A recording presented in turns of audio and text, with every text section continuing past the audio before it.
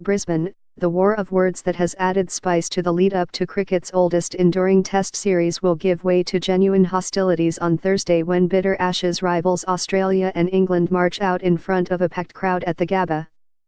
A temporary ceasefire was called on Wednesday as Australia captain Steve Smith and his England counterpart Joe Root paused for photos under a blinding blue sky at the Brisbane Stadium, but both captains have been looking to land a psychological blow on the eve of the first test.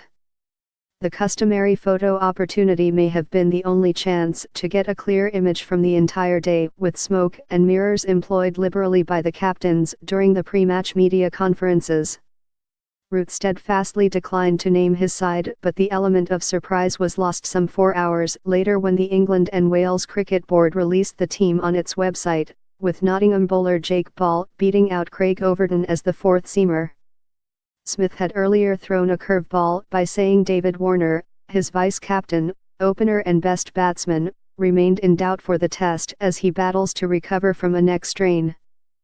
Compounding the drama, Cricket Australia later revealed batsman Shaun Marsh had suffered a back strain at training on Wednesday and was also uncertain for the match.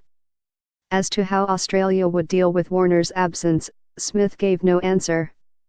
The board later said all-rounder Glenn Maxwell had been rushed to Brisbane in readiness to slot in if Warner failed to prove his fitness. Quite how Marsh's potential absence would be covered remains up in the air.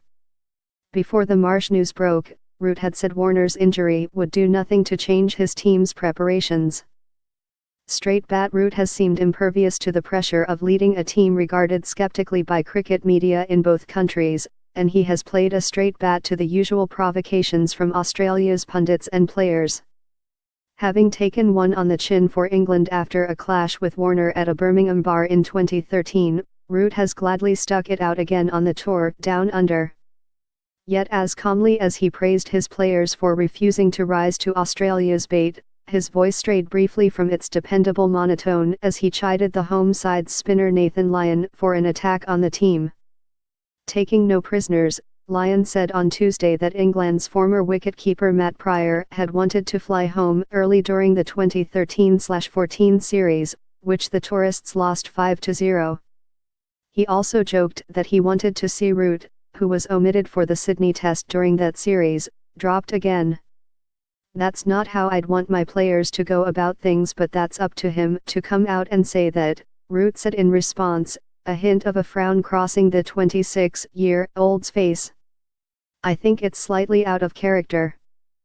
I know Nathan from playing club cricket, but it doesn't seem very real."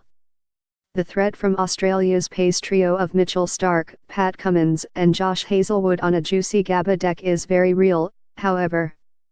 Paceman Mitchell Johnson destroyed England with 9 wickets at the Gabba 4 years ago, setting the tone for a miserable series for the tourists.